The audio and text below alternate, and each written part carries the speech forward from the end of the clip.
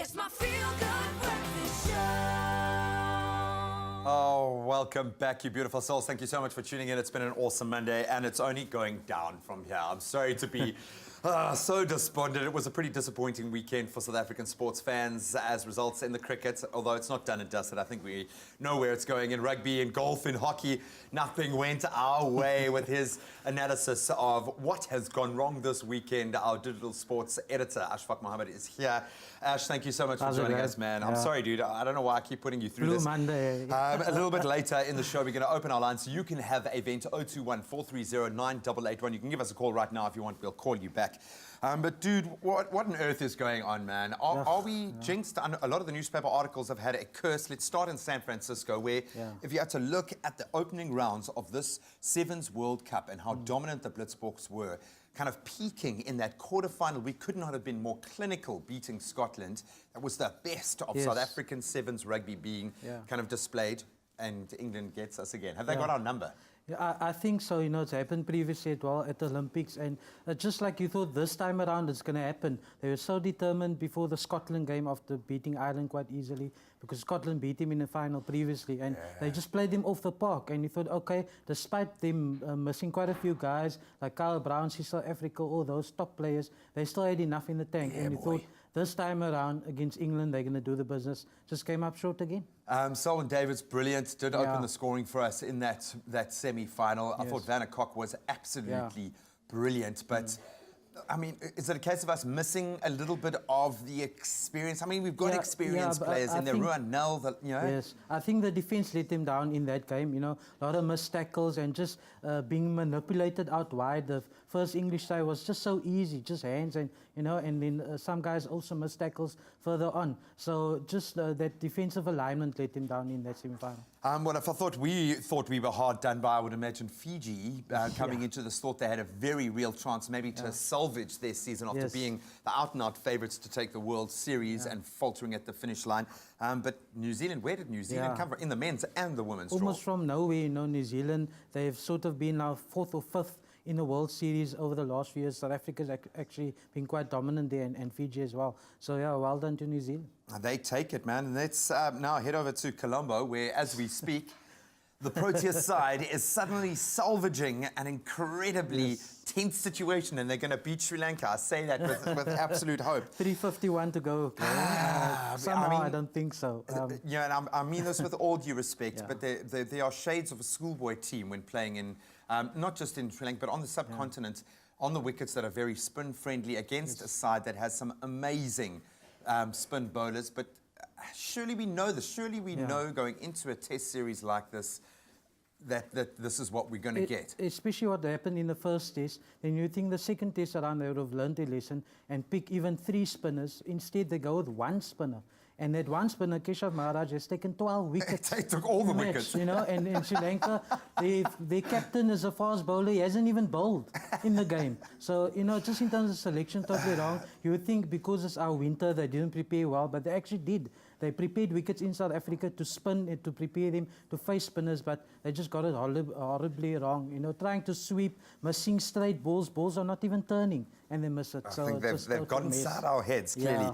And then very quickly, I think we thought the Lions would progress. Did you give the Sharks a hope against the Crusaders? They gave themselves hope in that first half against the Crusaders.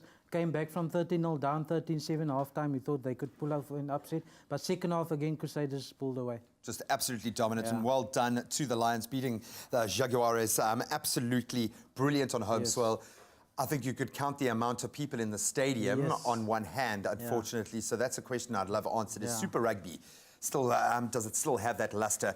We'd love to hear from you about all of our weekend sporting results. Give us a call. You can vent. Is South Africa a nation of chokers? We'd love to hear your thoughts. 021-430-9881. I said it. I'm sorry, I said it, man. But you can give us a shout. We'd love to hear from you a little bit later in the show. Right now, let's get back into those news headlines.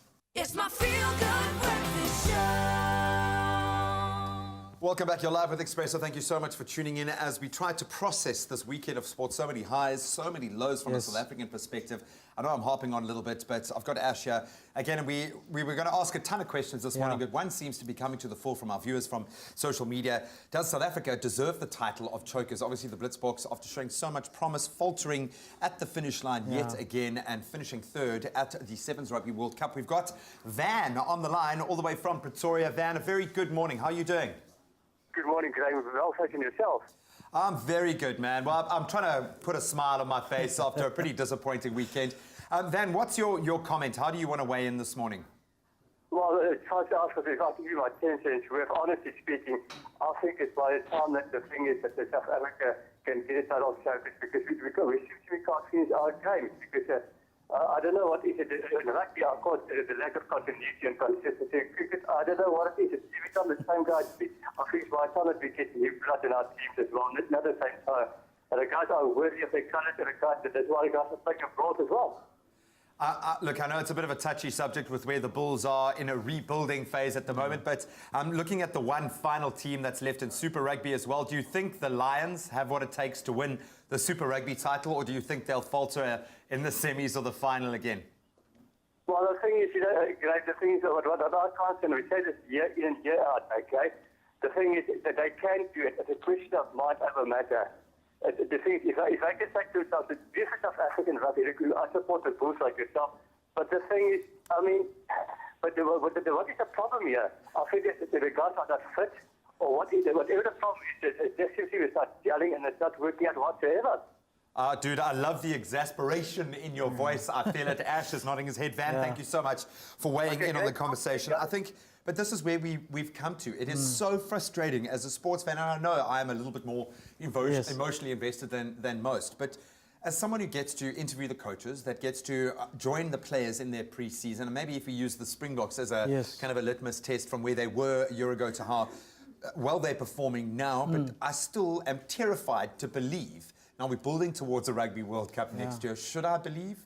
Do we now shelve any hopes of winning a big title as a South African side? I think the pressure comes when it's a knockout situation. We saw the Blitzboks at the end of the World Series. They were down and out going into that last tournament. Off, to be honest, and they pulled it off because it wasn't like a knockout situation. As soon as it playoff, and if you lose, you out, then the pressure builds, and we battle to deal with that in a team context. So, that's the one they need to tackle. So what is the answer then? Do we go through another era? I know that South Africa went through a period where we were relying very heavily on hand-eye coordination and on the science behind the psychology. Do we need to go back into that, create a bubble around our sports teams? I mean, our swimmers are doing it, our athletes are doing it. When we look at what the likes of Wade have been able to achieve, I know that that they exist in a bubble. They don't have to offer the world as much access as our big sporting teams have to. But is that maybe the answer, is turning to the psychology? Definitely part of it. And Van made a good point about mind over matter. You know, when you get to that situation, you've got to be honest with yourself. And I think that has been a problem in South African sport. We try and steer clear of the C word. We've even given the title C word instead of saying they've choked, you know. And as soon as you write that as a journalist, then you get targeted and say, how can you say that, and all these kinds of things. Let's be honest, have an open conversation and deal with it head on instead of hiding away from it. All right, chokers. I'm a choker. Say it. I'm a choker. Say it, Graham. I'm a choker, man. Now, very lastly, just to end on a rather somber note, there was a very special dedication you wanted to make before we let you go. Just to send my condolences and also pay tribute to Saeed Majid. He was a great cricket legend from the non-racial era, 1970s and 80s. He was laid to rest yesterday in Cape Town. So our condolences to your family. Thank you so much. Pleasure, man. For feeling it with us as well. We know how important sport is to you. Thank you so much to everyone who weighed in. The conversation, I think, is going to continue on social media, but we're going to do this every Monday. Hear your thoughts about the sporting action of the weekend. Thank you so much for weighing in on that conversation. Let's get those news headlines back in.